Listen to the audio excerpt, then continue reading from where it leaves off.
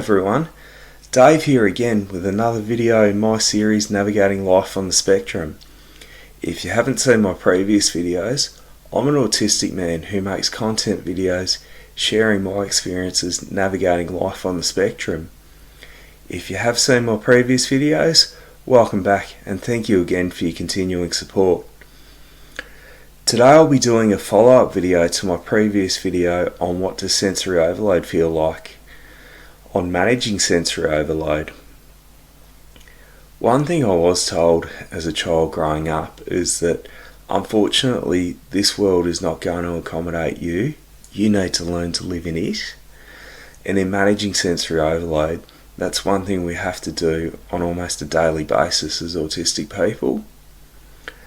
So yeah, one of the keys to actually doing this is knowing what your triggers are and actually being prepared for situations where you are likely to experience sensory overload. Like for example, for me, my triggers are unexpected loud noises, such as someone yelling at me or a car horn, someone coming into my personal space, or standing over me, for example, irritating noises like someone clicking their fingers or tapping their feet. A real-world example from when I used to experience sensory overload as a young adult, when I'd first started working, was on Melbourne trains going into the city in peak hour where it was standing room only. I'd constantly have people in my personal space and would experience sensory overload. Under those circumstances, I found that focusing on my breathing really helped me, and I would mouth to myself, "You're nearly there, mate, it's X number of stops to go, you'll get there." And then when I finally did get to Flinders Street Station before work, I'd grab a coffee and I'd find a quiet spot to sit and to cool off. It is really important when you have experienced sensory overload that you cool off, as this can set the tone for the rest of your day and can result in you having a bad day if you haven't cooled off. Some other strategies that I've tried are carrying a stress ball in my pocket, as this can be a good distraction and can be good to help you release stress. Wearing headphones such as Apple AirPods can be good for blocking out noise.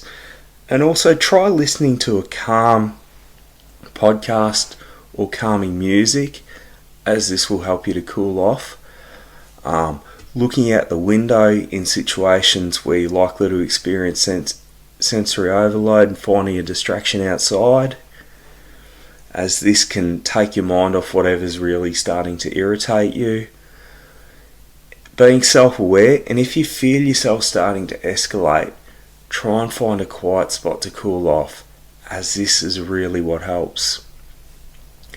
Yeah, but having said all this, sensory overload is something that you can feel in many different environments, like in public spaces, like on public transport, the train or the bus, going to the shopping centre, going to the footy or going to a concert, or even at a work environment, as there are lots of noises and things that can really set you off.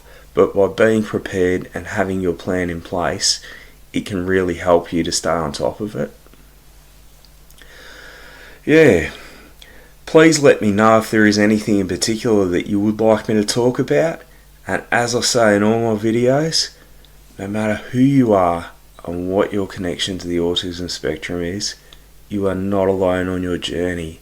Advocates like myself and many other people are out here to support you and to be a resource to you by sharing our stories of how we've navigated life on the spectrum.